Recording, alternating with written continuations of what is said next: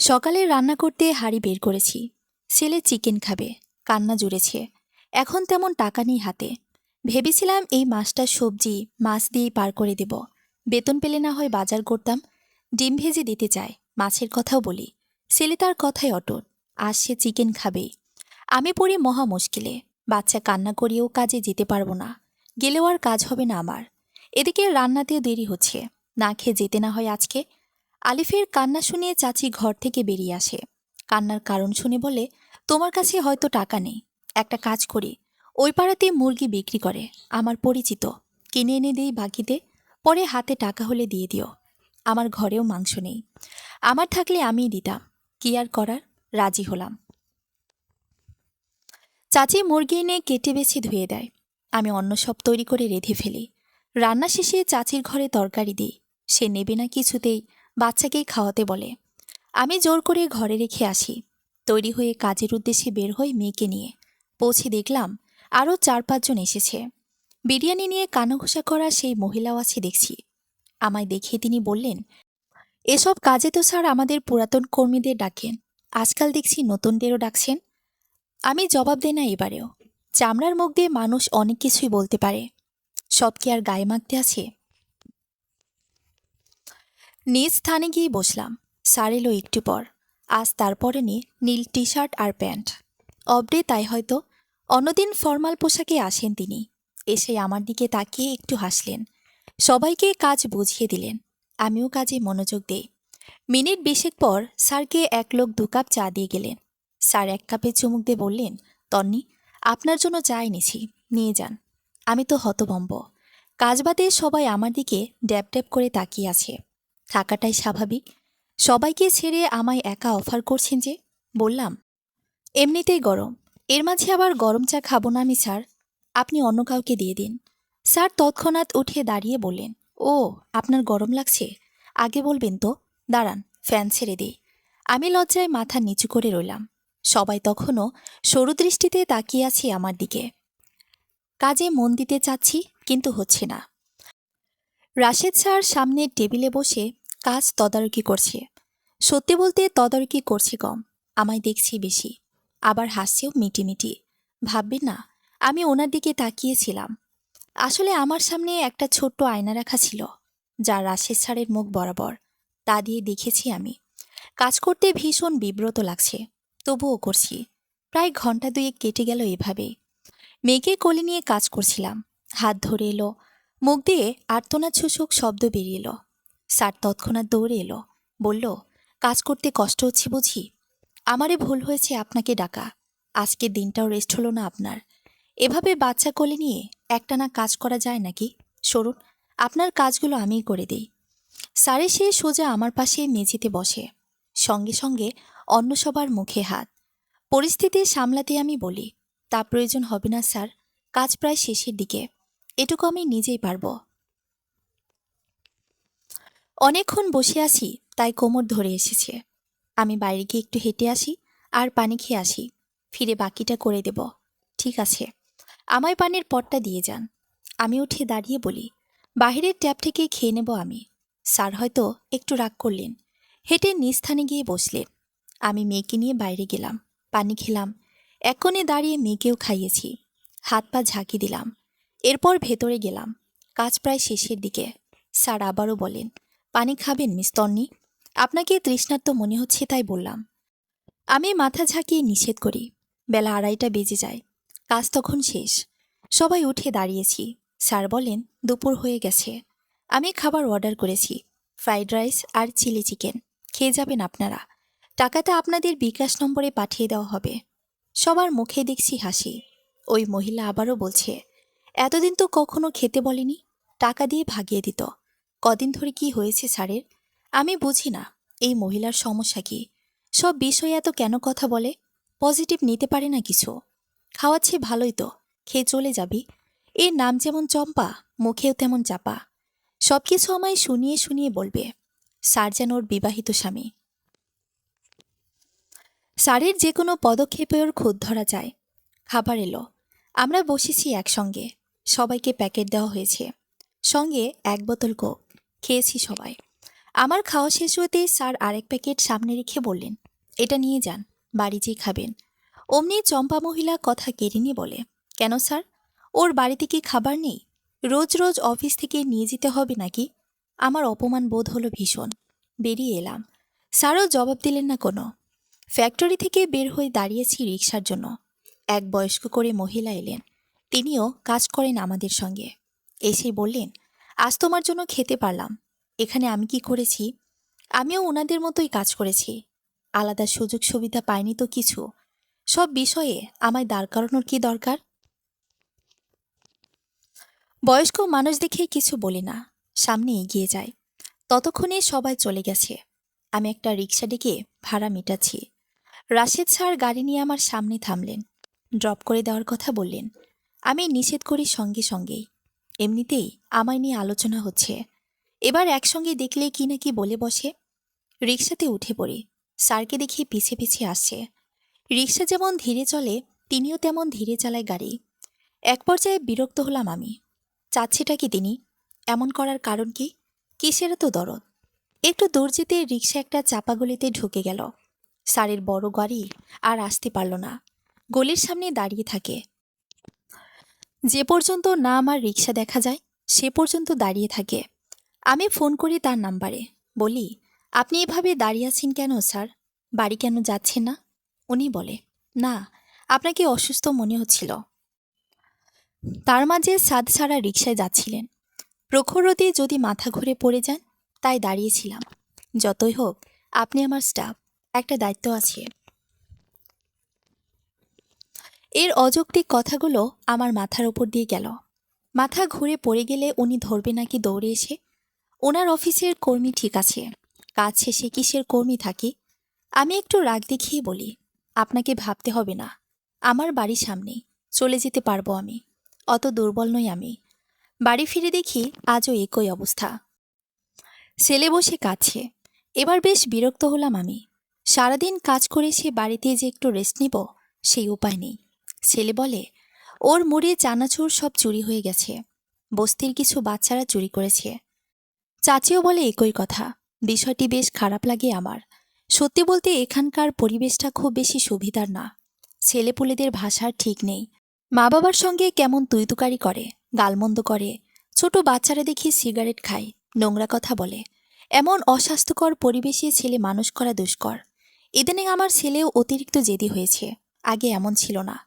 আমার কথা শুনতে চায় না, চিৎকার করে। না জানি কি আছে আমার কপালে। সন্তান নিয়েই আমার জীবন। সেই সন্তান মানুষ করতে না পারলে কোনো মূল্যই থাকবে না। এখান থেকে যেতেও পারছি না। একা একটা মেয়ে মানুষ, কোথায় যাই আমি? না আছে তেমন অর্থবিত্ত। ধীরে ধীরে পার হচ্ছিল সময়, তবে আমার কোনো পরিবর্তন নেই। উন্নতি থেকে অবনতি হয়েছে। রাশেদ স্যারের আমার প্রতি দরদ বাড়তে বাড়তে ক্রমাগত খারাপের দিকে যাচ্ছে। না পারছি সহ্য করতে, না পারছি বলতে। কাজটা ছাড়লে কি করে খাবো আমি? রাত বিরেতে কল দেয়। কাজে গেলে অযথায় ডাকাডাকি করেন। ফ্যাক্টরির প্রতিটি মানুষ আমায় নিয়ে কানাঘোষা করে। স্যারকে বুঝিয়েছিলাম আমি। তিনি বোঝার বদলে আমায় প্রপোজ করে। সে নাকি আমায় ছাড়া বাঁচবে না।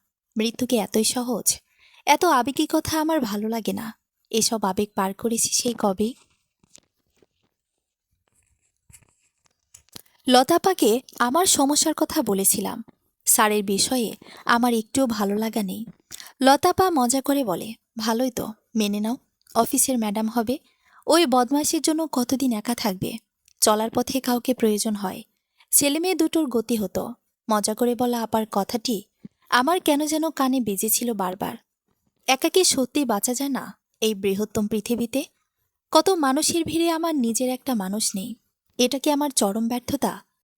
পরদিন ফ্যাক্টরি গিয়েছি। স্যার কাজ শেষে আমায় আলাদা ডাকেন। সরাসরি বিয়ের প্রস্তাব দেন। বলেন, তোমার ভবিষ্যৎ আমি উজ্জ্বল করে দেব তন্নি। প্রথম দেখাতেই তোমায় আমি ভালোবেসে ফেলেছি। আমায় বিয়ে করো। পৃথিবীতে কেউ একা নেই। সঙ্গী ছাড়া জীবনের মূল্য নেই। আমি কোনো জবাব না দিয়ে চলে এসেছিলাম সেদিন। সত্যি বলতে পুরো দুনিয়া একদিকে আর আমি একা একদিকে। দুদিন পরের কথা। বাজারে গিয়েছি সবজি নিতে। দেখা হলো সেই সবজিওয়ালা ভাইয়ের সঙ্গে। আমায় দেখে এড়িয়ে গেল তিনি। ভ্যান নিয়ে উল্টো পথে যায়। আমি চিনতে পেরে ডাক দিই। সামনে গিয়ে দাঁড়াই। লোকটা চারপাশে তাকাচ্ছে, ভীষণ ঘামছে, ভয় পেয়ে আছে। আমি বলি, ভালো আছেন ভাই? উনি জবাব দেয়, আমার সঙ্গে দয়া করে কথা বলবেন না, কেউ দেখলে আমায় মেরে ফেলবে। আপনার জন্য পাড়াতে গিয়ে সবজি বেচা বন্ধ হয়েছে আমার।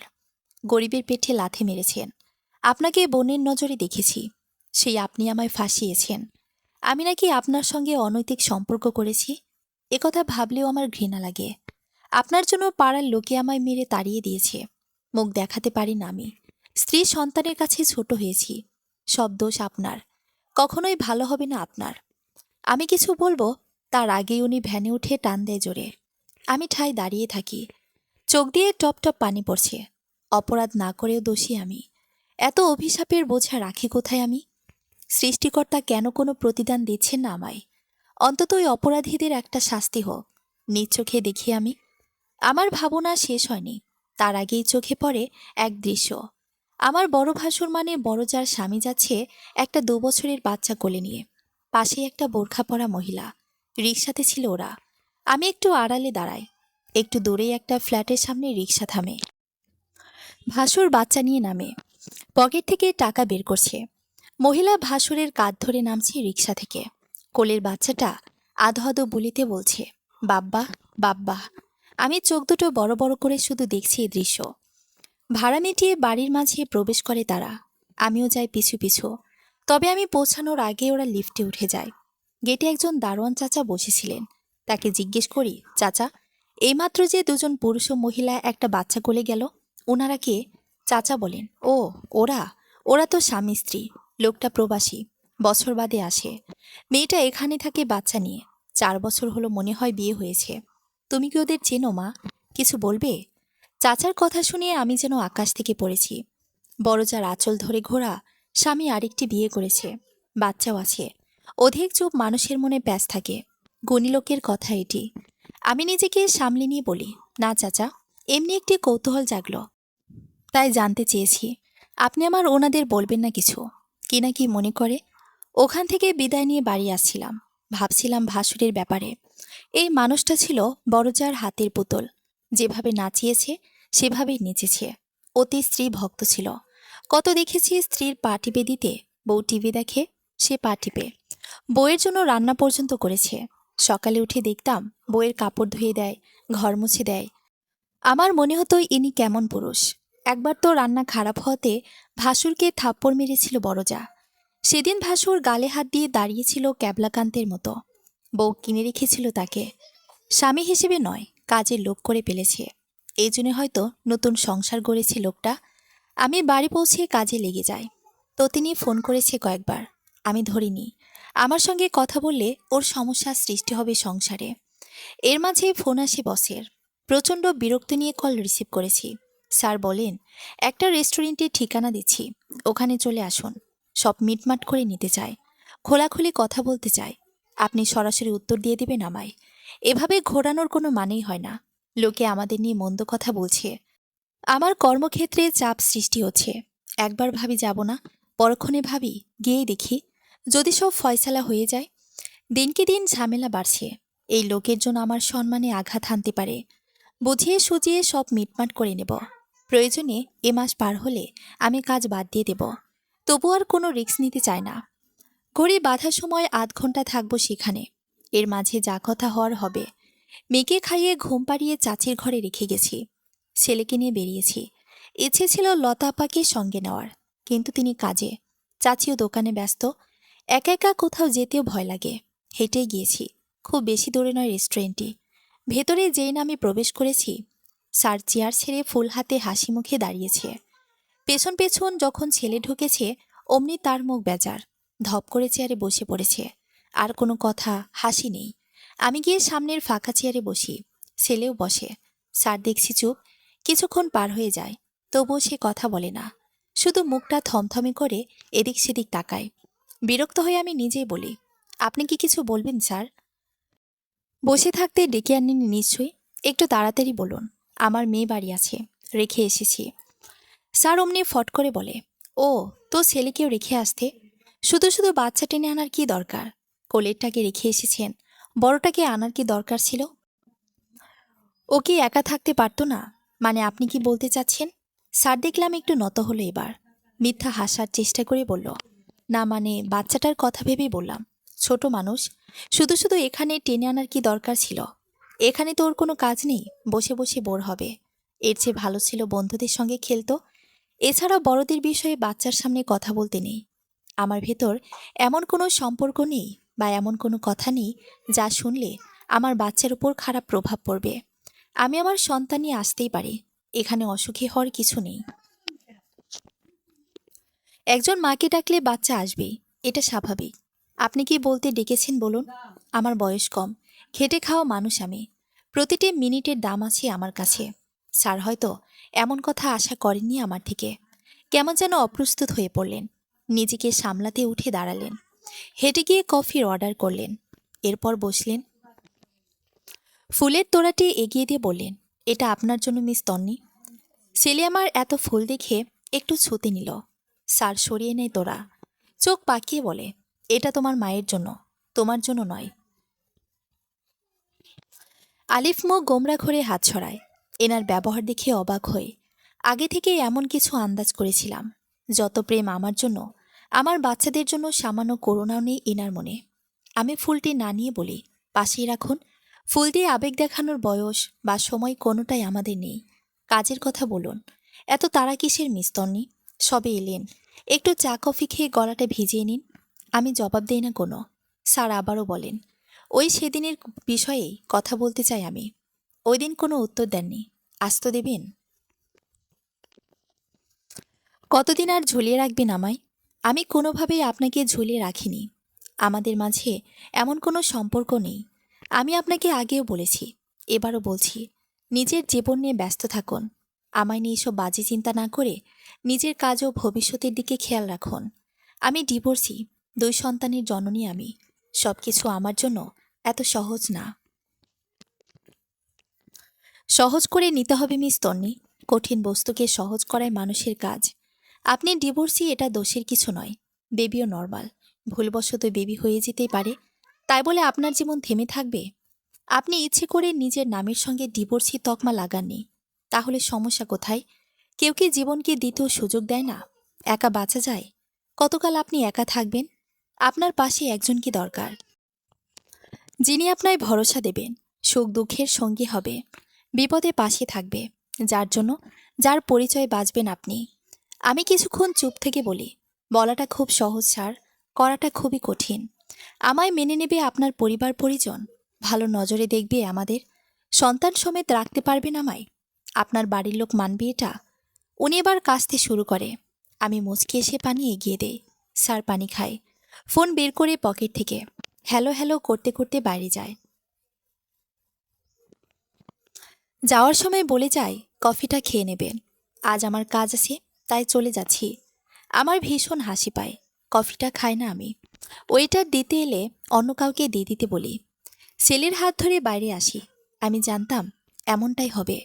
আমার সন্তানদের দায়িত্ব নেওয়ার কথা শুনে উনি পালাবেন, এটাই হয়। পরের বোঝা কেউ টানতে চায় না। আমার সন্তানদের আমাকেই দেখতে হবে। রাশিদের মতো কিছু লোকেরা আসবে, ভালোবাসার কথা বলবে, নিজের করে নিতে চাইবে। দায়িত্বের প্রসঙ্গ যখন উঠবে তখনই পালাবে। এটাই চলে আসছে। কত শুনেছি, আজ দেখলাম। এক নিমেষেই সব ভালোবাসা শেষ। আশা করি স্যার আর বিরক্ত করবেন না আমায়। এমনিতেও মনস্থির করেছি এই কাজ আর করব না। কি থেকে কি হয়ে যায় বলা যায় না। মাস শেষের বাকি আছে আর কটা দিন। কষ্ট করে সব হজম করে এতদিন কাজ করলামই যেহেতু, মাসটা পার করেই বাদ দেব। না হয়তো বেতন পাবো না। হাতে আমার 100 টাকা মাত্র। সেই 1000 টাকা ভেঙে খেয়ে শেষ। যাতায়াত ভাড়ার টাকা পর্যন্ত নেই আর। কষ্ট করে রোদে পুড়ে হেঁটে হেঁটে যায় কাজে। অন্য একটা কাজ খুঁজতেও টাকার ব্যাপার। হালকা খরচপাতি তো হবেই, তাই এই টাকাটা আমার ভীষণ প্রয়োজন। পরদিন ফ্যাক্টরি গেছি, কাজ করেছি। লাঞ্চ টাইমেও একই অবস্থা। স্যার আমার পিছু পিছু ঘোরে। মানুষটা বড্ড হ্যাংলা। আমি একটা চেয়ারে বসিয়ে এক হাতে মেয়েকে ধরে অন্য হাতে পানি খাচ্ছি বোতলে। মেয়ে নড়াচড়া করছে। ঠিকমতো পানি খেতে পারছিলাম না। স্যার এসে বোতলটা ধরে। পানি খাওয়ার মাঝপথে আমি বাধ্য হয়ে তার হাতেই পানি খাই। স্যার বলেন, আপনার জন্য একটা সুখবর আছে তন্নি। আমি আপনার সব সমস্যার সমাধান বের করে ফেলেছি। এখন থেকে আপনার জীবনের সকল সমস্যা দূর হয়ে যাবে। আপনার মনে আর কোনো দ্বিধাদ্বন্দ্ব থাকবে না। নিশ্চিন্তে বাকি জীবন কাটাতে পারবেন আপনি। সকল মুশকিল আসান হয়ে যাবে। আপনি চলুন আমার সঙ্গে। সোজা সেখানে নিয়ে গিয়ে আপনাকে সারপ্রাইজ করব। এমন গিফট আপনাকে কেউ দেবে না। ওনার এত আগ্রহ ও কথা শুনে আমি ভাবলাম হয়তো আমার জন্য অন্য কোনো কাজের ব্যবস্থা করে দিয়েছে। আমার জন্য ওনার সমস্যা হচ্ছিল বটে। এটা করলে ভালোই হবে। লোকের কথার হাত থেকেও বাঁচলাম, আবার একটা কাজও পেলাম। এবার আমি নিজের মতো করে চলতে পারবো। কোনো দুশ্চিন্তা থাকবে না স্যারকে নিয়ে। কিন্তু এখন কিভাবে যাব? অফিস টাইম চলছে যে। স্যার বলেন, সমস্যা নেই, আপনাকে ছুটি দিলাম আজ। আপনি বাইরে গিয়ে একটা রিক্সা ডেকে উঠে বসুন। আমি আসছি গাড়ি নিয়ে। স্যার চলে যায়, আমিও যাই। রিক্সা ডেকে বসি। স্যার গাড়ি নিয়ে আসে। রিক্সাওয়ালাকে ফলো করতে বলে। অনেকটা পথ পাড়ি দেই। ইনি কোথায় নিয়ে যাচ্ছে আমায়? কোনো ক্ষতি করতে চাচ্ছি না তো? মেইন রাস্তাতে ভয় নেই। কোনো নির্জন জায়গায় নিয়ে যেতে চাইলে যাব না। এই রিক্সা করেই বাড়ি ফিরে কাজ বাদ দিয়ে দেব। কিন্তু না, ইনি আমায় নিয়ে গেল একটা এতিমখানায়। রিক্সা থেকে নামতে বলে ভাড়া উনিই দেয়। আমি দিতে চেয়েছি, স্যার নেয়নি। ভেতরে প্রবেশ করে আমায় নিয়ে চারপাশ ঘুরে ঘুরে দেখছি আমি। এখানে কি কাজ থাকতে পারে? এখানে কেন নিয়ে এসেছে? আমায় রেখে স্যার একটা মহিলার সঙ্গে কি যেন কথা বলে। এরপর আমায় ডাকে। কানের কাছে ফিসফিসিয়ে বলে, আপনাকে মেয়ের বা ছেলের বিষয়ে জিজ্ঞেস করলে বলবেন আপনি ওদের খালা বা মামি। বাবা মা বেঁচে নেই। মা বাবা বেঁচে আছে জানলেও নাও নিতে পারে। আমি কিছু বুঝলাম না স্যারের কথা। কাকে কি নিতে বলছে? সেই মহিলার কাছে গেছি। স্যার বলেন, ইনি এই বাচ্চা মেয়েটাকে আর এই 6 বছরের ছেলেকে এখানে রাখতে চায়। একেবারে দিয়ে দিতে চাই এতিমখানায়। বাচ্চার মা বাবা কেউ নেই। আমার পায়ের তল থেকে যেন মাটি সরে আসে। চিৎকার করে বলছি, কি বলছেন পাগলের মতো? এসব বলার মানে কি? ওরা আমার সন্তান, আমি ওদের মা। আমি কেন আমার বাচ্চাদের এতিমখানায় দেব? স্যার আমায় একটু দূরে টেনে নিয়ে বলেন, চিৎকার করবেন না প্লিজ। আপনার ভালোর জন্যই বললাম। আপনি তো বলেছিলেন ছেলেমেয়ের জন্য নতুন জীবন শুরু করতে পারবেন না, তাই এই ব্যবস্থা করেছি অনেক ভেবেচিন্তে। আমার পরিবার আপনাকে মেনে নেবে, তবে বাচ্চাদের নয়। আমিও ঝামেলা চাই না। ওরা আমাদের ব্যক্তিগত জীবনে বিরক্ত করবে। এর চেয়ে বরং ওদের এতিমখানায় দিয়ে আমি আর আপনি বিয়ে করে নেই। দুজন সুখে থাকব। আমি সহ্য করতে না পেরে স্যারের গালে থাপ্পড় দিয়ে বসিয়ে বেরিয়ে যাই সেখান থেকে। রেস্টুরেন্ট থেকে ফিরে মাথায় পানি ঢেলেছি অনেকক্ষণ। রাগে রীতিমতো কাঁপছিলাম আমি। লোকটা আজ সব সীমা অতিক্রম করে ফেলেছে। সাহস দেখলে অবাক হই আমি। যে সন্তান আমার পুরো দুনিয়া, উনি তাদেরই এতিমখানায় দিতে চায়। রাগে গা পড়ে যাচ্ছে এক প্রকার। আর যাই হোক, ওই ফ্যাক্টরির মুখও আমি আর হব না। এমন স্বার্থপর মানুষের সঙ্গে কাজ করার রুচি আমার নেই। অন্য কিছু করে দেখাবো একে। খোঁজ নিয়ে একটা কোম্পানির নাম শুনলাম। সেখানে গেলাম, কিন্তু লাভ হলো না কোনো। মোটা অঙ্কের টাকা ঘুষ চাই। আমার পক্ষে সম্ভব না এই টাকার জোগাড় করা। দিকদিশাহীন হয়ে অনেক জায়গাতেই ছুটলাম। একসময় নিজেকে বড্ড দুর্বল মনে হলো। ইচ্ছে করছিল চিৎকার করে কাঁদি। পথে দেখা হলো রীতা আর ওর স্বামীর সঙ্গে। ছেলেকে নিয়ে শপিংয়ে যাচ্ছে ওরা। আমি আগে খেয়াল করিনি। বাচ্চাটা আমায় দেখিয়ে খালামণি খালামণি বলে চেঁচিয়ে উঠেছে। আমি রাস্তার পাশে দাঁড়িয়ে মুচকি হাসলাম। ছেলের হাত ধরে রীতা সমেত ওর হাজবেন্ড আসে। রীতা এসে বলে, কেমন আছো আপা? কোথায় যাও? একটা কাজ খুঁজছি। আগের কাজটা ছেড়ে দিয়েছি, তাই কাজ খুঁজছি। রীতা এরপর চুপ থাকে। ওর স্বামীকে দেখি দূরে দাঁড়িয়ে ফোন করছে। আমার পাওনা সেই টাকাগুলোর কথা মাথায় আসে। টাকার ভীষণ প্রয়োজন আমার। ওই টাকা কটা পেলে বস্তির মাঝে ছোটখাটো একটা কিছু করতে পারবো। পাইকারিতে কিছু সবজি কিনে বিক্রি করলেও হবে। মা ছেলের পেট চলে যাবে। ভনিতা ফেলে বলি, রীতা আমার টাকার ভীষণ প্রয়োজন। তোদের কাছে যে টাকাটা পাই দিয়ে দে। ছেলে মেয়ে নিয়ে কিছু করে খাই আমি। রীতাকে দেখলাম মুখটা শুকনো করল। দুদণ্ড মাথা নিচু করে রইল। আমি ওর উত্তরের আশায়। স্বামীর কাছে গেল সে। কে যেন বলল। মুহূর্তেই ওর স্বামীর আচরণ পরিবর্তন। আমার দিকে তেড়ে এসে বলে, এই কিসের টাকা চান আপনি? রাস্তাঘাটে নাটক শুরু করেছেন? যে কটা টাকা তা আবার চাইতে এসেছে? এত কেন লোভ? নাই আপনার হাতে টাকা নেই তো আমি কি করব?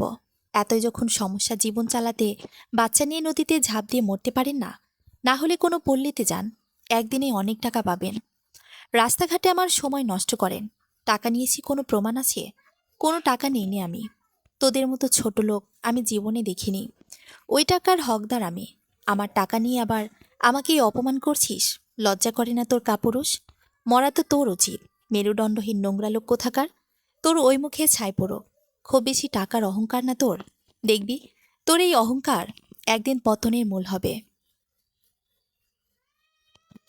মনে কর ওই টাকা তোকে সাদগা দিলাম, ভিক্ষা দিলাম, তুই এসবেরই যোগ্য। রিতার স্বামী আমায় গালি দিয়ে তেড়ে আসে গায়ে হাত তুলতে। একটা ধাক্কা মারে রাস্তাতে। আমি নিজের পায়ের জুতো খুলে ওর গালে সপাট সপাটে 3টি বাড়ি মেরেছি। আশেপাশের লোক জোগাড় হয়। রিতা যাকে আমি ছোট বোন ভাবতাম, সেও দেখি ওর অপরাধী স্বামীর পক্ষে। আমি নাকি রাস্তাঘাটে ওদের ছিনতাই করতে এসেছি। আমি চিৎকার করে সকলের সম্মুখে বলি, এতই সস্তা তো সব, এত মানুষের ভিড়ে এদের আমি ছিনতাই করতে আসব? আমায় দেখে মনে হয় আমি ছিনতাইকারী? ওনার ছেলেকে জিজ্ঞেস করুন, দোষটা আমার নয় ওনার। আমি এনার কাছে টাকা পেতাম, আজ দেখা হয়েছে তাই টাকাটা চেয়েছি। অমনি আমার সঙ্গে খারাপ ব্যবহার শুরু করেছে, গালিগালাজ করেছে, এমনকি ধাক্কাও মেরেছে আমায়। তাই আমি একে জুতো মেরেছি। রিতার ছেলেটা কাঁদতে কাঁদতে বলছে, বাবা খালামণিকে ধাক্কা দিয়েছে, খালামণি জুতো মেরেছে। এবার সবটাই ক্লিয়ার হলো। আমি সকলের উদ্দেশ্যে বললাম, এবার বিচার আপনারাই করুন। রাস্তাঘাটে একটা মহিলার গায়ে হাত দিচ্ছে, মারতে চেয়েছে আমায়। আমরা নারীদের কি কোনো নিরাপত্তা নেই? গরিব বলে কোনো মূল্য নেই আমার? কজন মহিলা রিতার স্বামীর কলার ধরে গালমন্দ করে, এক লোক এসে থাপ্পড় কিল বসায়। অপমানে জর্জরিত হয়ে স্বামী স্ত্রী কোনোরকম প্রাণ বাঁচিয়ে পালায়। উপযুক্ত শিক্ষা হয়েছে। আর চুপ থাকবো না আমি। চুপ থেকে দেখেছি সবাই শুধু হেনস্থাই করে। এবার যা করব সঙ্গে সঙ্গে আমার লড়াই আমি নিজেই করব। আমার প্রতি যারা অন্যায় করবে, জুলুম করবে, তাদের কিছুতেই ছাড়ব না। আর কোনো ক্ষমা নেই কারো। তৎক্ষণাৎ ব্যবস্থা নেব। রিতার স্বামী খুব বেড়েছিল। এরপর বেশ কবার অপমান করেছে। ছোট বোনের স্বামী দেখে কিছু বলিনি। আজ সেই বোনই আমার ক্ষতি চায়। দোষটা আমার। পর থেকে অধিক আপন ভেবেছিলাম। কাগজে কলমে টাকা না দিয়ে মুখের কথাতেই বিশ্বাস করেছি। আজ যখন আমার পাশে কেউ নেই, এরাও বদলে গেছে। আজকে এই লোকটার একটা দারুণ শিক্ষা হয়ে গেল। আমায় ভীষণ দুর্বল মনে করেছিল, এবার বুঝবে তন্নি অতটাও দুর্বল নয়। বাড়ি এসে দেখি আরেক কাণ্ড। আমার ঘরের সামনে দাঁড়িয়ে আছে এক মহিলা। ইনি ওই ফ্যাক্টরিতে কাজ করে। বেশ ভালোই তিনি, মিশুক খুব। আমার সঙ্গে কথা হয়েছিল কবার। ভ্রুকোচকে বলি, আপনি এখানে? হ্যাঁ, তোমার সঙ্গে একটু কথা বলতে এসেছি। শুনলাম তুমি নাকি কাজটা ছেড়ে দেবে। কি হয়েছে? আসল ঘটনা কি? স্যারের সঙ্গে তোমার কিছু আছে এটা সবাই বলে, তবে আমার অন্য কিছু মনে হয়। তোমার সঙ্গে এই বিষয়ে কথা বলতে চেয়েছিলাম, তাই আজ এলাম। বলো দেখি এবার। আমি তাকে সবটাই খুলে বলি। উনি বলেন, বিষয়টা খারাপের দিকে চলে যাচ্ছে। আগে কেন প্রতিবাদ করনি? কাজটা যদি আগে ছেড়ে দিতে এসব কিছু হতো না। আমি সামান্য হেসে বলি, কাজ সারলে আমার বাচ্চা দুটোর মুখে দুবেলা খাবার তুলে দেবে কে? আপনাদের মা বাবা আছে, স্বামী আছে, মাথার উপর ছাদ আছে। আমার কি আছে? কার ভরসায় বাচ্চা নিয়ে থাকতাম? লোকে মানবিকতার খাতিরে একদিন দিত মুখে ভাত, প্রতিদিন দেবে? কাজ সারলে কাজ পাওয়া খুব কঠিন। এইমাত্র বিতাড়িত হয়ে এলাম। আমি দিক দিশেহারা হয়ে পড়েছি। আপনাদের জন্য যা খুব সহজ, আমার জন্য তা ভীষণ কঠিন। তবে এই ফ্যাক্টরিতে কাজটা আমি আর করব না। আপনি স্যারকে জানিয়ে দিবেন, উনি যা করেছে তাতে আমার পক্ষে সম্ভব নয় ওনার অফিসে কাজ করা। মহিলা কিছুক্ষণ চুপ থেকে বলে, ঠিক আছে, তবে যা করবে ভেবেচিন্তে করিও। বসকে অপমান করেছ, না জানি কেমন আঘাত করে বসে। ওসবের ভয় আমি পাই না। জীবন আমায় অনেক কিছু শিখিয়ে গেছে। ভয় পেয়ে পিছিয়ে থেকে থেকে আজ আমার এই পরিস্থিতি। শুরু থেকে যদি সাহস দেখাতাম, লড়াই করতাম, আজ এই দৃশ্য দেখতে হতো না। আমি জানি আমি ঠিক। কে কি বলল তা দেখার সময় নেই। উনি অন্যায় করেছে, জঘন্যতম অন্যায়। অন্যায়কারীকে শাস্তি দিয়েছি। ভুল তো কিছু করিনি। উনি তোমার উপকার করেছিল তন্নি, কাজ দিয়ে সাহায্য করেছিল। আমিও তার প্রতিদান দিয়েছি, চেষ্টা করেছি ওনার মান রাখার। এত কিছু হয়ে গেছে, বিষয়টি পাবলিক করিনি কখনো। ওনার সম্মানের কথা ভেবে চুপ ছিলাম। বোঝানোর মাধ্যমে পরিস্থিতি সামলাতে চেষ্টা করেছিলাম, কিন্তু আমি ব্যর্থ। মহিলাটি আর কোনো কথা বলে না। আমি ঘরে বসতে বলেছিলাম তাকে, নাস্তা করতে বলেছি, সে রাজি হয়নি, চলে গেছে খালি মুখে। এরপর কি হয়েছে জানি না। রাশেদ স্যার পরপর কল দিয়েছি অনেকবার, আমি রিসিভ করিনি, ব্লক করে রেখেছি। সন্ধ্যায় ঘটে এক অপ্রত্যাশিত ঘটনা। স্যার সোজা আমার বস্তিতে চলে আসেন। সম্ভবত ওই মহিলা ঠিকানা দিয়েছে। বস্তির পাশে একটা আমবাগান ছিল। স্যার ওখানে দাঁড়িয়ে একটা ছেলেকে ডেকে পাঠিয়েছে। ছেলেটা এসে আমায় বলছে ওই আমবাগানে দাঁড়িয়ে আছে। ছেলেটা রাশেদ স্যারকে আমার ভাই ভেবেছিল। আমিও ভেবেছি আমার বড় ভাই মনে হয় এসেছে। আর কিছু না ভেবেই ছেলেকে নিয়ে গিয়েছি সেখানে। সবে আজান হয়েছে, আলো আছে এখনো। গিয়ে দেখি রাশেদ স্যার দাঁড়িয়ে। ওনাকে দেখেই আমি পিছন ফিরে চলে আসতে নেব, উনি দাঁড় করায় আমাকে, পেছন ডাকে, সামনে এসে দাঁড়ায়। আমি পথ ছাড়তে বলি। তিনি মিনতির স্বরে বলে, অনেক কষ্টে আপনার ঠিকানা জোগাড় করে এনেছি আমি, দয়া করে ফিরিয়ে দেবেন না। আপনার সঙ্গে ভীষণ দরকার আমার, প্রয়োজনীয় কথা আছে, একটু দাঁড়িয়ে যান। অনিচ্ছাকৃতভাবে দাঁড়াই আমি। উনি বলেন, আপনি আমায় থাপ্পড় মেরেছেন, তবুও কিছু বলিনি আমি। আপনার ভালোবাসায় মুগ্ধ আমি, তাই শত আঘাতেও আপনাকে ভুলতে পারছি না। আমার কথা একটু বোঝার চেষ্টা করুন। আপনার ভালোর জন্য বলেছি। সন্তান শুধু আপনার একার দায়িত্ব নয়, ওর বাবা কিন্তু ঠিকই নতুন জীবন শুরু করেছে, বউ নিয়ে ভালো আছে। আমি খোঁজ নিয়েছি, তাহলে আপনি কেন পারবেন না? ছেলে হিসেবে আমি কি খুব অসৎ? আপনার যোগ্য নই? দেখুন, এখানে যোগ্য অযোগ্যের প্রসঙ্গ নয়। আপনি যা করেছেন তাতে আপনার সঙ্গে কথা বলতেও আমার রুচিতে বাজছে। ভুল কি করেছি আমি? সন্তান সন্তান করে কতকাল কাটাবেন? এভাবে একা থাকা যায়? সন্তান নিয়ে আপনার কোনো মূল্য নেই। সন্তান রেখে রাস্তায় বেরিয়ে দেখুন, সবার কাছেই পাত্তা পাবেন। আপনার জীবনে এখনও অনেক কিছু বাকি আছে। যদি নিজের চিন্তা না করে বাচ্চা বাচ্চা করে যান, তাহলে দিন শেষে কিছুই পাবেন না। আমি রাগান্বিত স্বরে বলি, কি বলতে চাচ্ছেন আপনি? কি করতে বলেন আমায়? ওদেরকে ফেলে দিতে বলেন নাকি? না না, আমি সেটা তো বলিনি। ওই এতিমখানা ভীষণ ভালো, আপনার বাচ্চাকে ভালো রাখবে। ওরা আপনার কাছ থেকে গেলে আপনি মুক্ত একদম। এরপর আমার সঙ্গে নতুন করে শুরু করবেন সবটা, নতুন অনুভূতি, নতুন সংসারে ভীষণ ভালো থাকবেন। আমি আপনায় যত্নে রাখব, কথা দিচ্ছি। দয়া করে আমায় ফিরিয়ে দেবেন না। আমার ভালোবাসাকে গ্রহণ করুন। আকাশ আপনার অতীত, ওর সন্তানদেরও অতীত করে আমার সঙ্গে ভবিষ্যৎ কাটিয়ে দিন। কদিন চিনি আপনাকে। আপনার জন্য আমার সন্তান ছেড়ে দেব? আমার কোলের বাচ্চাটাকে এতিমখানায় দেব? এসব চিন্তা মাথাতেও আনবেন না। এরপর যদি কোনোদিন আপনার মুখ দিয়ে আমার সন্তান সম্পর্কে কোনো একটা নেগেটিভ কথা শুনি, ওই মুখ ভেঙে গড়িয়ে দেব। যার সঙ্গে 7 বছর সংসার করে ঠকেছি, আপনার সঙ্গে 1 মাস কথা বলে কি নিশ্চয়তা আমার? সস্তা ভেবেছেন আমায়? যা খুশি বলে দেবেন। আমার জীবন, আমার অধিকার। এখানে আপনার এত নাক গলানোর কি আছে? একটা কথা বারবার বলেছি আপনায়, আমার আপনার প্রতি কোনো অনুভূতি নেই। এসব ধনিক শ্রেণীর লোকদের আমার ভালোই চেনা আছে। এক ধনীর সংসার করে এসেছি, বিনিময়ে বিশ্বাসঘাতকতা পেয়েছি। ওই মানুষটা প্রথমে ঠিক ছিল, ভালো একজন মানুষ ছিল। অন্যের প্রয়োজনায় পড়ে নিজের সম্মান খইয়েছে। আপনি তো শুরুতেই স্বার্থপর বের হলেন, শুধু নিজ স্বার্থ বুঝেছেন, নিজের ভালো লাগাকে গুরুত্ব দিচ্ছেন। বাবা ছাড়া বাচ্চা দুটোর কথা একবারও ভেবেছেন? যদি প্রকৃতপক্ষে একজন ভালো মানুষ হতেন, এমন নিষ্ঠুর কথা বলতেন না। আমার দুধের শিশু আমায় ছাড়া বাঁচবে? আপনার তো কম নেই। এই ছোট দুটো বাচ্চার দায়িত্ব নিলে আহামরি কোনো লস হতো না।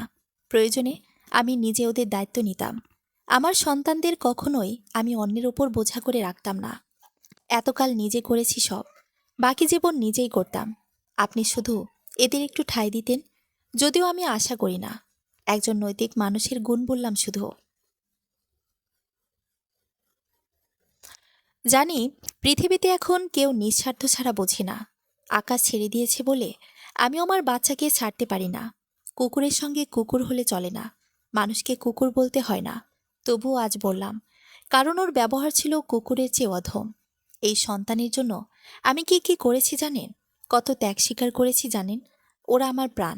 এই যে আমি বেঁচে আছি, সবটাই ওদের জন্য। দিন শেষে ওরাই আমার আপন। আমি ওদের না, বরং ওরাই আমায় আগলে রেখেছে। আমার কোনো পরিচয় নেই জানেন। কেউ বলে না এটা ওর মেয়ে, ওর পুত্রবধূ অথবা ওর স্ত্রী। আমার শুধু একটাই পরিচয়, আমি ওদের মা। এটাই আমার বড় পরিচয়, আমার অহংকার। আপনি শুধু আমার সন্তান দিনেই কথা বলেননি, আমার অস্তিত্বে আঘাত হেনেছেন। আপনিও দ্বিতীয় আকাশ, যিনি প্রয়োজন শেষে ছুঁড়ে ফেলে দেবেন। আপনি আমায় ভালোবেসেছেন শুধু, আমার অস্তিত্ব, আমার পরিচয়কে বাসেননি। আমার সন্তান আমার কাছেই থাকবে, ওদের মা বাবা সবই আমি। প্রয়োজন নেই আমার কারো, তন্নি একাই লড়বে। কি লাভ স্বার্থপর মানুষদের জীবনে এনে ঝামেলা বাড়ানোর? মা ছেলে মিলে আমরা বেশ আছি, আর কাউকে চায় না। ছেলের হাত ধরে হাঁটা ধরেছি। স্যার পেছন থেকে রাগে ফুঁসতে ফুঁসতে বলে, অতিরিক্ত ছেলে ছেলে করছেন না? দিন শেষে এই ছেলে মেয়ে আপনায় ধোকা দেবে, বড় হয়ে বিয়ে করে আপনাকে ছুঁড়ে ফেলবে। এসব আবেগের মূল্য তখন থাকবে না। ওরা ঠিকই নিজের জীবন নিয়ে ব্যস্ত হয়ে পড়বে একসময়। আপনি শূন্য হয়ে রইবেন, তখন আর কিছু করার থাকবে না। ভবিষ্যতের আশায় বাচ্চা ছেড়ে দেব, ফেলে দেব? মানবের ভবিষ্যৎ বলতে কিছু হয় না। দুনিয়ার একমাত্র নিশ্চিত ভবিষ্যৎ হলো মৃত্যু। আমি ভাগ্যে বিশ্বাসী, ভাগ্যে যা আছে তাই হবে। ছেলে মেয়ে না চিনতে পারলেও আফসোস থাকবে না। ভাববো এটাই আমার নিয়তি ছিল। কম তো হারাইনি জীবনে। স্বামী, সংসার সবই যখন বিসর্জন দিয়েছি, এটাও দিতে পারবো। বলতে তো পারবো আমি একজন যোগ্য মা, খারাপ সময়ে সন্তানদের ছেড়ে যায়নি। শুধুমাত্র ভবিষ্যতের আশায় ছেলেমেয়েকে ছেড়ে দিয়ে নিজের জীবন নতুন শুরু করতে পারবো না। স্যারকে আর কিছু বলার সুযোগ দেয়নি। ছেলেকে নিয়ে চলে আসি। পথেতে ছেলে প্রশ্ন করে, আম্মু, ওই আঙ্কেল কি বলছে? আমাদের ফেলে দিতে বলছে। তুমি কি আমাদের ফেলে দেবে? আপুকেও ফেলে দেবে? ডাস্টবিনে ফেলে দেবে আমাদের? বাবার মতো তুমিও কি তাড়িয়ে দেবে আমাদের? তাড়িয়ে দিয়ে ওই আঙ্কেলের কাছে চলে যাবে? আমি ছেলেকে কোলে তুলে নিয়ে চুমু দেই গালে, বুকে জড়িয়ে নিয়ে বলি, কখনোই না। আমি কখনো তোমাদের ছাড়ব না। সবসময় তোমরা আমার সঙ্গে থাকবে। বাড়ি এসেছি, মনটা বেশ হালকা লাগছে আমার। চাচির কাছ থেকে মেয়েকে আনতে গেছি। চাচি দেখি আমার দিকে একভাবে তাকিয়ে আছে। কারণ জিজ্ঞেস করি, তিনি বলেন, লতার থেকে শুনেছি আমি সবটা। তুমি কত শক্ত তন্নি, জীবনে কত কিছু হারিয়েও কি সুন্দর শক্ত তুমি। তোমার মনোবল কত দৃঢ়। আমি হলে এতটা পারতাম না, কবেই ভেসে যেতাম। তোমার থেকেও শেখা উচিত মা। চলার পথ কতটা কঠিন তোমার, তবুও মনে সাহস প্রচুর। আসলে কি জানেন চাচি, আমরা মেয়েরা চাইলে সব পারি, শুধু দরকার একটু সাহস ও মনোবল। জীবনে কম অত্যাচার সহ্য করিনি, তাই এবার আর কিছুতেই ভয় পায় না। 2 দিনের এই দুনিয়ায় যে কদিন বাঁচবেন, লড়াই করে যাবেন। চাচির সঙ্গে কথা শেষ করে মেয়েকে নিয়ে ঘরে এসেছি। রাত তখন 9টা প্রায়। ফোনে কল এলো রিতার নাম্বার থেকে। ও কেন আমায় কল করছে? এ তো সকালেই কত কিছু হয়ে গেল। এখন আবার কল দেওয়ার কারণ? রিসিভ করলাম। রিতা কাঁদছে। আমি অবাক হই। জিজ্ঞেস করি কি হয়েছে। রিতা কাঁদতে কাঁদতে বলে, আপা, আমার ছেলের অ্যাক্সিডেন্ট হয়েছে। অবস্থা বেশ খারাপ, প্রচুর রক্ত গেছে শরীর থেকে। বাঁচানো যাবে না রক্ত না পেলে। আমার একটাই ছেলে আপা, ওর কিছু হলে আমি বাঁচব না, ব্লাড লাগবে। কিন্তু পাচ্ছি না আমরা। অনেক খুঁজেছি, পাইনি কোথাও। ওর আর তোমার ব্লাড গ্রুপ এক, এই রক্ত খুব বেশি পাওয়া যায় না। তুমি একমাত্র উপায় আপা, ওকে রক্ত দিয়ে প্রাণ ভিক্ষা দাও। আমি সারা জীবন তোমার পায়ে পড়ে থাকব। আমায় ক্ষমা করে দাও আপা, ভুল আমারই ছিল। আমাদের পাপ আমাদের সন্তানদের এসে লেগেছে। আমায় সাহায্য করো আপা। আমি কিছুক্ষণ চুপ থেকে বলি, কোন হাসপাতাল? অ্যাড্রেস পাঠিয়ে দে, আমি যাচ্ছি। রিতা বলে, আমি গাড়ি পাঠিয়ে দিচ্ছি আপা। এত রাতে ওই রাস্তায় গাড়ি নাও পেতে পারো। আমি ফোন রেখে দেই। সত্যি মানুষের জীবন বড়ই অদ্ভুত। এই তো সকালে যারা বুক ফুলিয়ে অন্যায় করছিল, আমায় অপমান করছিল, আজ তারাই আমার পায়ে পড়ছে এক প্রকার। রিতা গাড়ি পাঠিয়ে দেয়। আমি গাড়িতে উঠি তৎক্ষণাৎ। হাসপাতালে পৌঁছে রক্ত দিয়েছি আগে। ডাক্তার নিতে চায়নি আমার রক্ত, কারণ আমার শরীর এমনিতেই বেশ হালকা। এদিকে রক্ত না পেলে বাচ্চাটাকে হয়তো বাঁচানো যাবে না, তাই বাধ্য হয়ে নিয়েছি তারা। তবে রক্ত নেওয়া শেষে বলেছে আমায় পুষ্টিকর খাবারের ব্যবস্থা করে দিতে, ফল ও সবজি খেতে বলেছে। রিতার স্বামী শুনেছে সবটা, শুনে বাইরে চলে গেছে। রিতা ওর স্বামীর কাছে গিয়ে এসব কথা বলে। ওর স্বামী বলেন রক্ত দিয়েছে বলে মাথা কিনে নিয়েছি নাকি, আবার ফলমূল কিনে দিতে হবে। এর অহংকার কমেনি এখনো, অসভ্য একটা লোক। হাসপাতাল থেকে ফিরে আর ঘুম হয়নি। বাচ্চাটার জন্য ভীষণ চিন্তা হচ্ছিল। বাবা মা যেমনই হোক, ছেলে নিষ্পাপ। ওর মায়াভরা মুখটা দেখলে আমার মায়া হয় বড্ড। পরদিন সকালে ছেলেটাকে দেখতে গিয়েছি। ওকে চোখের দেখা না দেখলে আমার শান্তি হচ্ছিল না।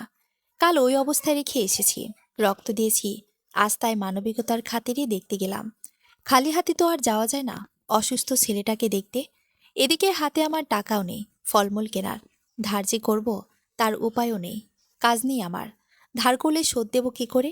সামান্য একটু মুরগির মাংস আর ভাত রান্না করেছি, অল্প তেল মশলায় রান্না করেছি। বাচ্চাটা আমার হাতের রান্না খেতে ভীষণ ভালোবাসে। যদিও এত বড় অ্যাক্সিডেন্ট থেকে বেঁচেছে সবে, এমন খাবার খেতে দেবে না নিশ্চিত, তবুও নিয়েছি। হাসপাতালে পৌঁছে বাচ্চাটাকে দেখেছি। রিতা বসেছিল ভেতরে, ওর স্বামীটাকে দেখলাম না, সম্ভবত কোথাও গেছে। আমি খাবারগুলো রেখে বাচ্চাটার খোঁজ খবর নিয়ে মাথায় হাত বুলিয়ে দিলাম। এমন সময় এলো রিতার স্বামী। এসে আমাকে দেখে বলছে, রিতা, তোমার ভিখারি বোন এসেছে সাহায্য চাইতে।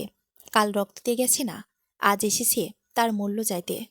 মুখে 1000 খানেক টাকা ছড়ে মারো তো। আমি বললাম, তোর মতো খয়রাতি মানুষ নই, মানুষকে দান করতে পারি আমি, যেমনটা তোকে করেছি।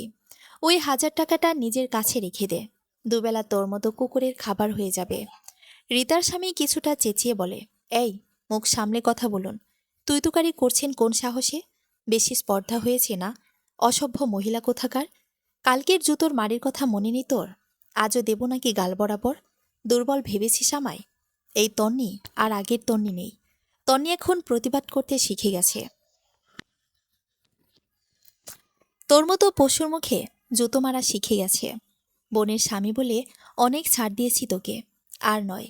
বোন বলে ডেকেছি যাকে, সেই যখন স্বার্থপর বেরিয়েছে, তাহলে আমার আর চুপ থেকে লাভ কি? এবার থেকে প্রতিটি অন্যায়ের প্রতিবাদ আমি করে যাব। রিতার গায়ে হয়তো কথাটি লাগলো, তেরে এসে বলে, বোন ভাবি দেখি তো, ছেলের বিপদে ডেকেছি, পর ভাবলে ডাকতাম? একটা দিন কি হয়েছে কি না হয়েছে তার জন্য কথা শোনাচ্ছ কখন থেকে? সেন্স আছে তোমার? আমার ছেলে অসুস্থ, আর তুমি এখানে এসে ঝগড়া করছো? লজ্জা করে না তোর এ কথা বলতে, অকৃতজ্ঞের বাচ্চা? বোন ভাবলে আমার অপমান কখনো সহ্য করতে পারতি না তুই। প্রতিবাদ না করিস, অন্তত আমার পক্ষে থাকতি। স্বামীকে বোঝাতিস যে নিজেদের বিপদ আমাকে ছাড়া উদ্ধার হবে না। অমনি ডেকে নিলি বোন বলে, তাই না? প্রয়োজনে তন্নি, বেপ্রিয়জন না। আমার বিপদে আশ্রয় দিয়েছিলে একটা দিন।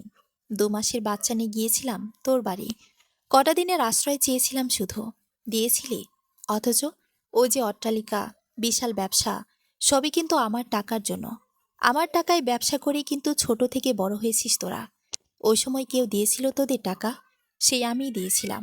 নিজে খেয়ে না খেয়ে তোর সংসারে দিয়েছি, ভুলে গেলি সব? শেষ পর্যন্ত আমাকে অপমান করলি তোরা, গায়ে হাত তুলি পর্যন্ত। এখন কোথায় ছিল তোর বোনের প্রতি ভালোবাসা? তোর স্বামীর মতো মেরুদণ্ডহীন লোকের সঙ্গে থাকতে থাকতে তুই নিজেও মেরুদণ্ড ছাড়া হয়ে গেছিস। বোনের মতো পবিত্র ডাক আর সুন্দর সম্পর্ক তোর সঙ্গে মানায় না। আমি তোর ছেলেকে দেখতে এসেছিলাম, ছেলে তোদের, তাই চিন্তাটা তোদের করা উচিত ছিল আগে। আমি দেখে চলে যেতাম। তোর স্বামী কোন সাহসে আমায় অপমান করলো? অথচ আমি তোদের উপকারী করেছি এত কিছুর পরেও। কেমন চামড়া তোর! গায়ে কি মানুষের চামড়া আছে আদৌ? একটু অপমান করেছি তো কি হয়েছে আপা? ক্ষয় হয়ে গেল তোমার?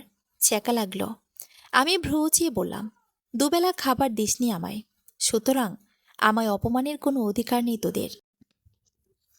বেশি বাড়তে আসিস না, বোন বলে আর ছাড় পাবি না তুই। একটা আঘাত করতে এলে 3টে সহ্য করতে হবে এবার থেকে।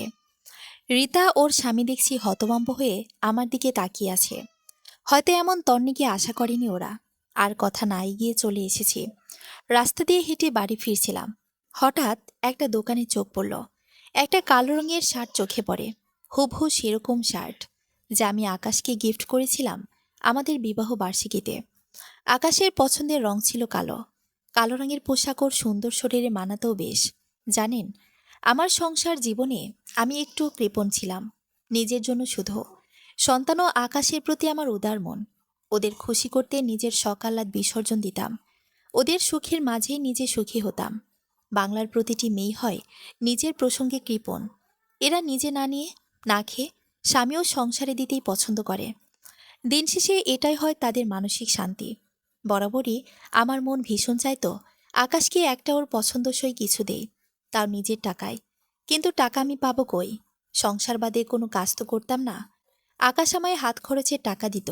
ওর দেওয়া সেই টাকা খুব প্রয়োজন ছাড়া কখনোই ভাঙিনি। কারণ আমার প্রয়োজনীয় সব জিনিস ও নিজেই এনে দিত। টাকাটা আমায় দিত যাতে আমার খুব শখের কিছু কিনতে পারি। আমার আবার শখ কিসের? স্বপ্ন ছিল দু চোখে, স্বামীকে এক সেট ভালো পোশাক গিফট করার স্বপ্ন। বড়লোকের বউ হয়েও কত কষ্ট করে চলেছি আমি। বললাম না, নিজ প্রসঙ্গে ভীষণ কিপ্টে আমি। হেঁটে যেতাম বাজারে। মানুষ কত দামি ক্রিম, অয়েল ব্যবহার করত। সেখানে আমি খুবই কম দামের জিনিস নিতাম। ওতেই আমার হয়ে যেত। এরপর আমার মাথায় নিজে কিছু করার চিন্তা আসে। সংসার থেকে সংসারী হয়ে উঠতে চাই। পশুপালন, গাছ লাগানো শুরু করি। সেখান থেকে যা পেতাম সংসারে দিয়ে কিছু গুছিয়ে রেখে সেবার আমাদের বিবাহ বার্ষিকীতে আকাশকে একটা প্যান্ট, শার্ট, কোট, টাই সহ একটা জুতা ও ঘড়ি গিফট করি। দাম ছিল 25,000-এর কাছাকাছি। 2 বছরের সঞ্চয় একদিনে খরচ করেছি আমি আমার ভালোবাসার মানুষটির জন্য। আকাশ বেশিরভাগ দামি পোশাকই পরত। একজন প্রতিষ্ঠিত ব্যবসায়ী সে। যা তা পরলে থাকলে তো আর হয় না। আকাশ সেদিন প্রচুর খুশি হয়েছিল। এতগুলো জিনিসের মাঝে শার্টটি ওর সবচেয়ে পছন্দের ছিল। শার্টটা খুব বেশি পরত, না নষ্ট হওয়ার ভয়ে। শুধু আমাদের বিশেষ দিনগুলোতে গায়ে দিত। সেই শার্টও একসময় বড়জাকে দিয়েছিল ঘর মুছতে। ভাবতেও অবাক লাগে, মানুষের সঙ্গে মানুষের পছন্দ কত বদলে যায় দ্রুত। আমার ভাবনার মাঝখানে কেউ আমার হাত ধরে জোরে টান দেয়। মুহূর্তে কেঁপে উঠি আমি। মেয়েকে শক্ত করে বুকে চেপে ধরি। চোখ খিচে বন্ধ করে নেই। ভয়ে যেন আমার দম বন্ধ হওয়ার উপক্রম। সেকেন্ড 5 পর অনুভব করি কেউ জোরে জোরে শ্বাস নিচ্ছে, শব্দ পাচ্ছি, এবং আমার হাত চেপে ধরে আছে শক্ত করে। ধীরে ধীরে চোখ খুলে আমি। প্রতিবেশী সেই ভাবে, ঘাড়মার্ত চেহারায় তার ভয়ের তো মুখ। আমায় শাসনের স্বরে বলে, পাগল হয়ে গেলে নাকি তন্নি? মাঝ রাস্তা দিয়ে হাঁটছ কেন? একটু হলে কি হয়ে যেত? বাচ্চা নিয়ে বেরিয়েছ, সাবধানে চলবে না? পেছনে গাড়ি দেখনি? গাড়িওয়ালা হর্ন দিয়েছে, তাও শোনোনি? আমি সেই দূর থেকে তোমায় ডাকতে ডাকতে দৌড়ে এসেছি। জবাব দিলে না। কি যেন ভেবে আনমনে রাস্তা দিয়ে হাঁটছিলে। একটুর জন্য বেঁচে গেলে। ভাগ্যিস আমি টান দিয়েছিলাম তোমায়। বলি, জ্ঞান তোমার কোথায় থাকে? এই মানুষটা আমার কাছে ভাবি কম, বোন বেশি। কত পরামর্শ, কত উপকার পেয়েছি এনার থেকে। বিপদের দিনে ইনি আমার সঙ্গী হয়েছেন। যেখানে আমার নিজের লোকেরা পাশে দাঁড়ায়নি, সেখানে উনি বিনা স্বার্থে আমার পাশে থেকেছেন। ভালো পরামর্শ দিয়েছেন। উনি আমার এক প্রকার মানসিক শান্তি ছিলেন, যার কাছে থাকলে মনে শান্তি পেতাম আমি। তাই এতদিন পর ভাবিকে দেখে আবেগী হয়ে পড়ি আমি। মস্তিষ্ক শূন্য হয়ে মুখ দিয়ে কথা নয়, কান্না বেরিয়ে আসে। কাঁদতে কাঁদতে জড়িয়ে ধরি তাকে। ভাবি অবাক হলেন কিছুটা, তবে কিছু বললেন না। আমার পিঠে হাত দিয়ে শান্ত করার চেষ্টা করলেন। প্রায় 3-4 মিনিট এভাবেই কেটে গেল। জানি না কোন শোকে কাঁদছি আমি। আমি তো সাহসী হয়েছি, প্রতিবাদী শিখেছি। তাহলে আমার চোখে পানি কেন? আসলে পৃথিবীর প্রতিটি মানুষ কারো না কারো কাছে এসে বড্ড দুর্বল হয়ে যায়। বরফের মতো কঠিনও তখন পানিতে পরিণত হয়। আমার কান্না দেখে আমার ছোট্ট মেয়েটাও কাঁদছে। ভাবি একটু আদরের স্বরে বলে, মায়ের কান্না দেখে মেয়েও কাঁদছে দেখি। মেয়ে চেয়ে মায়ে যেন বেশি বাচ্চা হয়েছে। আমি কিঞ্চিত হেসে একটু সরে আসি। ভাবি 2 হাতে আগলে নেয় আমার মেয়েকে, গালে কপালে চুমু দেয়। মুহূর্তে বাচ্চার কান্না থেমে যায়। সত্যি, এই মানুষটার মাঝে জাদু আছে, সবাইকে ভালো রাখার জাদু। আমার মেয়েটা পিটপিট করে ভাবির দিকে তাকিয়ে আছে। ভাবি আবারও বলেন, এই তো আমার মিষ্টি বৌমার কান্না থেমেছে। একটু হাসো দেখি না, কতদিন তোমায় দেখি না। আমার বৌমা নিয়ে তন্নি পালিয়ে গেছে। আমি হাসি খিলখিলিয়ে। মেয়ের জন্ম হওয়ার পর থেকে ভাবি ঠিক করে রেখেছেন ওনার ছেলের সঙ্গে আমার মেয়ের বিয়ে দেবেন। যদি সম্ভব হয় আমি নামত করব না। ভাবি মানুষটা অসাধারণ, ভাই অমায়িক। এদের ছায়াতলে আমার মেয়ে যত্নের ত্রুটি হবে না। ওনার ছেলে আমার আলিফের কমাসের বড়, কিন্তু এত ভালো সহবত শিক্ষা যে আমি মুগ্ধ হই। আমি ছোট বাচ্চাও কি সুন্দর আপনি করে কথা বলেন, সালাম দেয়, কত বুঝদার বাচ্চা। আমার নিজের ছেলেকে ওইভাবে গড়তে পারিনি। ভাবি আমার মেয়েকে নিয়ে একটা খোলা জায়গায় বেঞ্চে গিয়ে বসেন। উনি বোরখা পরা ছিলেন, হাতে ব্যাগ বাজারের, হয়তো বাজারে গিয়েছিলেন। আমিও ভাবির পাশে বসি। আমার হাতে ফোন দেখে ভাবি বলেন, তোমার কাছে ফোন আছে? আমি জানতাম না, ভেবেছিলাম রেখে এসেছিলে। তোমায় কল করেছিলাম, ব্যস্ত শোনায় বারবার। তোমার ভাইয়ের ফোন থেকেও করেছিলাম, একই শোনায়। তাই ভেবেছিলাম তোমার কাছে ফোন নেই। আকাশ ভাই হয়তো আমাদের নাম্বার ব্লক করে রেখেছিল। আমি শুকনো মুখে বলি, হতে পারে ভাবি। আমিও কদিন আপনাদের নাম্বার খুঁজেছি, পাইনি। অত ঘেটে দেখিনি, জানিনি তো আমার পরিস্থিতি। ভাবি কিছুক্ষণ চুপ থেকে বলেন, তোমায় ভীষণ খুঁজেছি আমরা তন্নি। তুমি নাকি একবারই ভাড়া থাকতে, সেটাই তো বলেছিলে। সেখানে গিয়েছিল তোমার ভাই। ওই বাড়িওয়ালা তোমার ভাইকে তাড়িয়ে দিয়েছিল। তুমি নাকি তাদের টাকা মেরে খেয়েছ। সে অনেকদিন আগের কথা অবশ্য। এরপরও তোমার খোঁজ করেছি, কিন্তু পাইনি। এর মাঝে আমরা দুজনে একটু অসুস্থ ছিলাম, তাই আর রাস্তায় বেরিয়ে খোঁজ করা হয়নি। ছেলে কেমন আছে তন্নি? তুমি কেমন আছো? আমি উপহাসসূচক হেসে বলি, আছি কোনো রকম। ছেলে ঠিক আছে। একটা কাজ করতাম, ছেড়ে দিতে হলো। বস আবার আমার প্রেমে পাগল, বিয়ে করতে চায়, আমায় নেবে, বাচ্চা দুটোকে এতিমখানায় দিতে বলে। তাই কাজটা ছেড়ে দিয়েছি। যাই করো বোন, ভেবেচিন্তে করবে। তোমার একটা ভুল সিদ্ধান্ত বাচ্চা দুটোর ভবিষ্যৎ নষ্ট করতে পারে। তোমায় যে নিজের কাছে রাখবো তার উপায় নেই। আমার ননদ ননাসদের তো জানো, জ্বালিয়ে মারি আমায়। একমাত্র তোমার ভাই আমার পাশে দেখে সংসারটা করে খেতে পারি। তোমার একটা কাজের ব্যবস্থা করে দিতে চেয়েছি বোন, পারিনি। তোমার ভাইয়ের তো নিজস্ব কোনো ব্যবসা বাণিজ্য নেই যে সেখানে এক পদে কাজ দিয়ে দেব। সরকারি চাকরি করে সে, এক্ষেত্রে যোগ্যতা ছাড়া কিছু হয় না। তবুও তোমার ভাই খোঁজ করেছিল, কেউই তেমন রাজি হয় না। আসলে কি বোন, এ জামানায় একটা ভালো কাজ পাওয়া ভীষণ কঠিন। নিজের ছাড়া পরের হাল কেউ ধরতে চায় না। তাই এখন তুমি কোথায় আছো? আছি এক বস্তিতে, ভালোই আছি, চলে যাচ্ছে কোনো রকম। আকাশদের কি খবর ভাবি? ওদের নতুন বিবাহিত জীবন কেমন কাটছে? এত সাধের বউ, নিশ্চয়ই ভালোবাসা অনেক। আকাশের মা এবার মনে হয় নতুন বউকে চোখে হারায়। সুখে আছে মনে হয়। আমার কথা শেষ হয়নি। ভাবি হাসতে হাসতে গড়িয়ে পড়ছে যেন। আমি ভ্রু কুঁচকে তাকিয়ে রইলাম। ভাবি খুব কষ্টে হাসি থামিয়ে বলে, হ্যাঁ, খুব সুখে আছে। সুখে বাড়া ভাত একদম। আমি বুঝি না ঠিক তার কথার মানে। ভাবি বলতে শুরু করে, পাপ বাপকেও ছাড়ে না বোন। তা ওরা হাড়ে হাড়ে টের পাচ্ছে এবার। বিশেষ করে তোমার শাশুড়ি মা, যেই মহিলা স্ত্রী করা ছাড়া কাপড় গায়ে দিত না, তিনি এখন ছেঁড়া জামা পরেন। আদরের মেজের ছেলের বউ জুয়ায় আসক্ত। মেয়ে মানুষ হয়ে কি সব গেম খেলে বেড়ায়। টাকার প্রয়োজন হয়, এজন্যই বাবা ধরে বিয়ে দিয়ে দিয়েছে। ওদের বাড়ির অর্ধেক জিনিস নাই হয়ে গেছে। তুমি থাকতে দেখতাম বছরে বছরে বাড়ির জিনিস বাড়ত। কত জিনিস কিনতে জমিয়ে বাঁচিয়ে ওই মেয়ে মাত্র একদিনেই অর্ধেক বাড়ির জিনিস বেচে দিয়েছে। জোয়ার পেছনে টাকা উড়িয়েছে। আমি ভাবিকে থামিয়ে দিয়ে বলি, এটা কেমন কথা ভাবি? বড়জার বাবার তো কম নেই, তাহলে তার মেয়ে কেন শুধু টাকার লোভে আকাশকে বিয়ে করবে? কম নেই, তবে রাজভাণ্ডারও তো নেই। জুয়ার দানে পড়লে আর বদনেশায় পড়লে রাজার ভাণ্ডারও রাতারাতি খালি হয়। এই মেয়ে যে শুধু জুয়াতে আসক্ত তা নয়, এমন কোনো খারাপ গুণ নেই যা ওর নেই। জুয়া থেকে নেশা, পান, রাতভর পার্টি করা, খারাপ ছেলেদের সঙ্গে মেলামেশা সবই আছে ওর মধ্যে। বলতে পারো বর্জনীয় সব গুণ সম্পন্না। এজন্যই ওর বাবা মূলত ওর সঙ্গে আকাশ ভাইয়ের বিয়ে দিয়েছে। এক প্রকার তাড়িয়ে দিয়েছে মেয়েকে।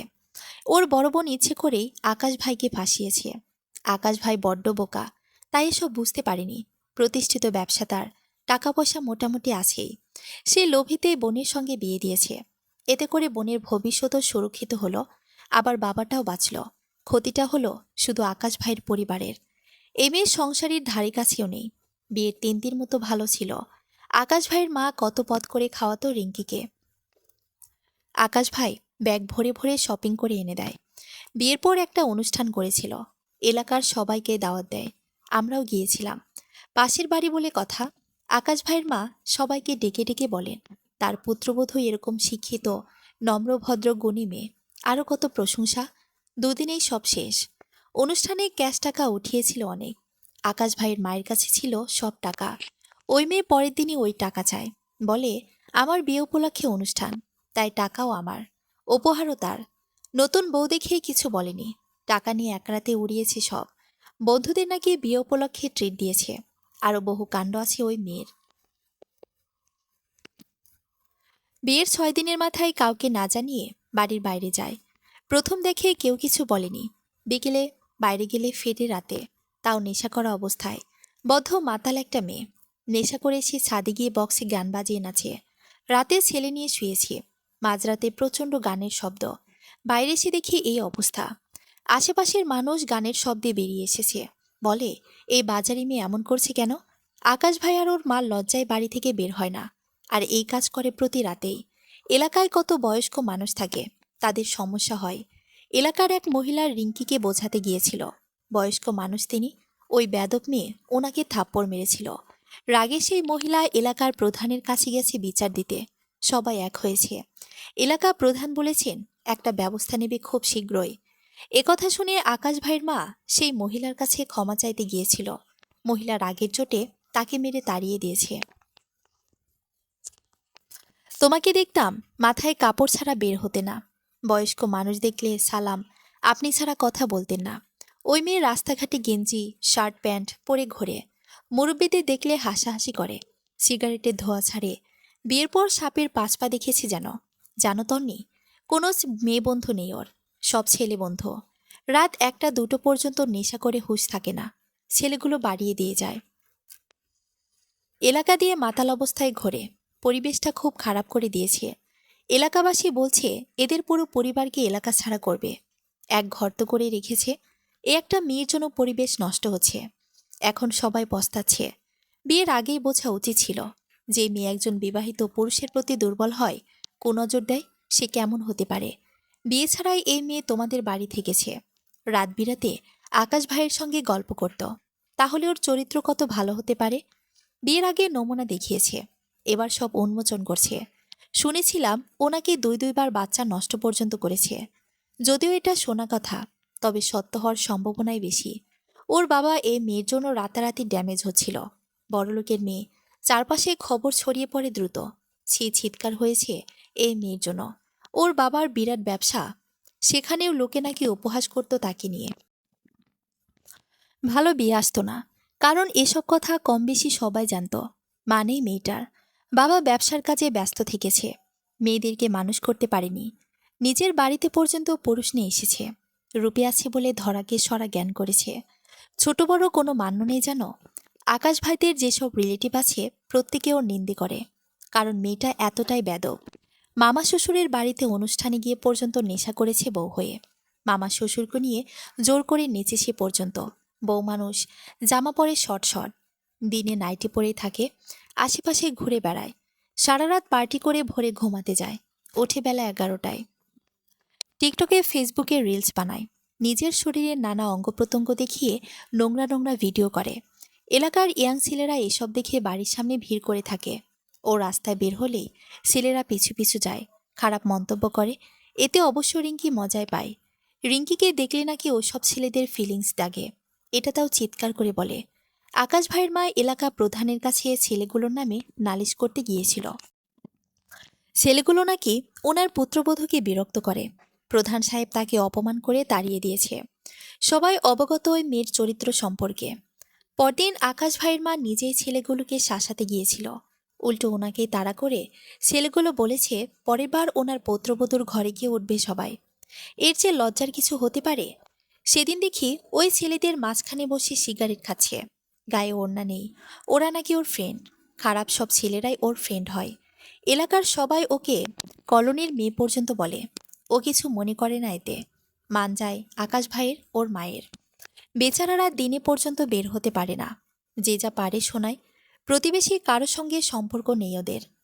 ছায়া মারায় না কেউ। এলাকার প্রধান এসে 2বার শাসিয়ে গেছে। পরের বার এলাকা ছাড়া করবে বলে বলে গেছে। যে আকাশ ভাইয়ের রাস্তাতে বের হলে ছোটরা সম্মান করত, সালাম দিত। তাকে নিয়ে সবাই এখন মজা নেয়। সমাজ থেকে উঠে গেছে ওরা, সমাজের কোনো কাজে ডাকে না, নিজ ইচ্ছায় গেলেও তাড়িয়ে দেয়। সবার কথা, বাড়ির বউকে যে ঠিক পথে রাখতে পারে না, শাসন করতে পারে না, তার আবার কি সমাজের উন্নতির কাজে আসবে? এরা তো নিজেই ঠিক নেই। ওই মেয়েকে যে শুধু অসভ্য তাই নয়, অসম্ভব রকমের নির্লজ্জ। আকাশ ভাইকে নিয়ে বাইরে গেলে কখনো সুন্দরভাবে যায় না, গায়ের সঙ্গে গা লাগিয়ে, কোমরে হাত দিয়ে কাঁধে মাথা রেখে হাঁটবে রাস্তা দিয়ে, যেন 17 বছরের যুবক যুবতী পার্কে যাচ্ছে। রাস্তায় কত পরিচিত সম্মানীয় মানুষ থাকে, লজ্জায় তারাই মাথা নত করে। কেউ কিছু বলে রিঙ্কি বলে ওর স্বামী ও যা ইচ্ছে করতে পারে, নিজের টাকায় খায়, পরের কথা শুনবে না। প্রয়োজনেও রাস্তায় নাকি বর নিয়ে শুয়ে থাকবে। বিশ্বাস করো, ঘৃণাতেই কেউ কথা বলে না ওদের সঙ্গে। মানুষ দেখে না, জানা তা বলে। ও বাড়ির ছাদ আর আমাদের ছাদ তো একসঙ্গেই, জানোই তো সব। সেদিন ছেলেকে নিয়ে ছাদে উঠেছি, দেখি ওরা স্বামী স্ত্রী ছাদে বসে চুমো খাচ্ছে। আমার ছেলে ওসব দেখে বলছে, আম্মু ওটা কি? লজ্জায় ছেলের চোখ ধরে ওই পাশ ঘুরেছি। মানে কোনো বিবেক বিবেচনা নেই ওদের। তখনই পাশের ছাদ থেকে এক আঙ্কেল ওদের তাক ছুঁড়ে জুতো ছুঁড়েছে। সেই জুতো গিয়ে লেগেছে আবার আকাশ ভাইয়ের মুখে। রিঙ্কির তো সেই রাগ, আঙ্কেলকে ভাষা খারাপ করা শুরু করেছে।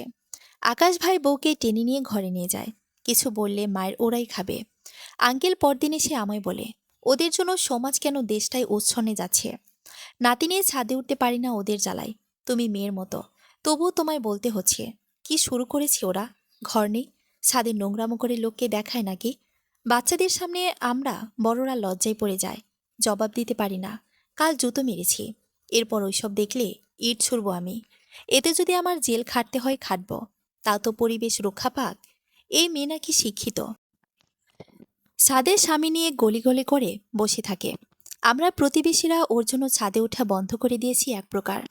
মাঝে মধ্যে মনে হয় ওই মেয়ের জন্মই ঠিক নেই, নারীদের লজ্জা হয় ভূষণ। আর এই মেয়ে এতটা নির্লজ্জে যে ওর সঙ্গে কথা বলতে পর্যন্ত লজ্জা পাই আমরা। মুখ থেকে মদ সিগারেটের গন্ধ আসে। আকাশও হয়েছে এক, লক্ষ্মী রেখে অলক্ষ্মী টেনে নিয়ে শুধু নিজের জীবন না, আমাদের পর্যন্ত তটস্থ করে রেখেছে। নিহাতরা এখানকার স্থানীয়, ভাড়াটে হলেই কবে ঘাট ধাক্কা দিয়ে বের করে দিতাম এলাকা থেকে। আকাশ ছেলেটা আর পুরুষ নেই, ওর এখন তালি বাজিয়ে টাকা রোজগার করা উচিত। আঙ্কেল আমাকে রিকোয়েস্ট করে আমি যেন আকাশ ভাইয়ের মাকে গিয়ে একবার বোঝাই, কারণ আমাদের পাশাপাশি লাগোয়া বাড়ি। আমি জবাব দিই, কাকা, আমার সঙ্গে ওদের তেমন কোনো সম্পর্ক নেই, ওরা আমায় পছন্দ করে না। তন্নি থাকতে যেতাম বলে ঝগড়া করেছে বহুবার। কাকা বলেন, করবে কি করে? ওরা যেমন নোংরা, পছন্দ করবে তেমন নোংরা। ভদ্র সমাজ ওদের সঙ্গে যায় না, সবই পাপের ফল। তন্নি মেয়েটা কত ভালো ছিল, মাথা নিচু করে রাস্তাঘাটে চলতো, দেখা হলে সালাম না দিয়ে কথা বলতো না। অমন ভালো মেয়েকে তাড়িয়ে দিয়ে বসতে এনে টেনে আনার শাস্তি এটা। শুধু আঙ্কেল নয়, এলাকার প্রতিটি মানুষ এখন তোমার কথা মনে করে। ওদের রটানো সব কথাই যে মিথ্যা তা হাড়ে হাড়ে বুঝেছে সবাই। এর মাঝে তোমার শাশুড়ি একদিন তোমার নামে নিন্দা করতে শুরু করে এক মহিলার কাছে। সেই মহিলা ঝামা ঘষে দিয়েছে একেবারে, মুখের সামনে থুতু ফেলে চলে এসেছে। তোমার নামে সবাই ধন্য ধন্য করে। তোমার মর্ম দিন শেষে সবাই বুঝতে পেরেছে। ভাবি থামে, লম্বা শ্বাস নেয়। আমার মাথায় একের পর এক প্রশ্ন ঘুরপাক খাচ্ছে। কৌতূহল থামাতে না পারে আমি বলি, এত কিছু হয়ে যাচ্ছে, আকাশ চুপ কেন? এতটা নিচু তো ছিল না। আর ওই মাইবা এত কিছু কেন সহ্য করছে? প্রতিবাদ কেন করছে না? এত অধঃপতন হয়েছে এদের। ভাবি আবারও একগাল হেসে বলে, এখনো তো আসল কাহিনী শোনোনি তুমি। সবে তো শুনলে রিঙ্কির কথা, এখনো বহু কিছু বাকি আছে, যা শুনলে তুমি আকাশ থেকে পড়বে। অনেক কিছু বদলে গেছে ওই বাড়ি। তোমার বড় যার গুণাগুণ তো কিছু শোনোনি এখন পর্যন্ত। আকাশ আর ওর মায়ের করুণ পরিণতি জানবে না? এটা তো সবে শুরু, আসল কাহিনী এবার শুনবে। ভাবির কথা শুনে আমার মাথা চক্কর দেওয়া শুরু করেছে রীতিমতো। পরিস্থিতি বুঝে ভাবি চায়ের দোকান থেকে 2 কাপ চা সহ একটি পানির বোতল নিয়ে আসে। এই প্রথম আমরা বাইরে বসে চা খাচ্ছি। ভাবি আমার হাতে 1 কাপ চা ধরিয়ে বলে, খেয়ে আগে মস্তিষ্ক ঠিক করো। আমিও কথা বলতে বলতে হাঁপিয়ে গেছি। চাটা খেয়ে একটু গলা ভেজে নেই। দুজনেই পাশাপাশি বসিয়ে চা পান করলাম। মেয়েটা আমার ভাবির কোলে লক্ষ্মী হয়ে ঘুমিয়ে আছে। খাওয়া শেষে আমি বিল দিতে নিলে ভাবি বিল দেয় জোর করে। তারপর আবার ভাবির পাশে বসে বলি, এবার বাকিটা বলুন দেখি। সব যেন আমার কাছে গোলেমেলে লাগছে। আপনি একটু সবটা খুলে বলুন। ঠিক আছে, তবে তোমার শাশুড়িকে দিয়ে শুরু করি। আমি মাথা নাড়ি। ভাবি লম্বা শ্বাস নিয়ে বলতে শুরু করে। চলবে। গল্প বড় যা, ৬ষ্ঠ পর্ব। পরবর্তী পর্ব পড়ার আমন্ত্রণ রইল। ধন্যবাদ সবাইকে।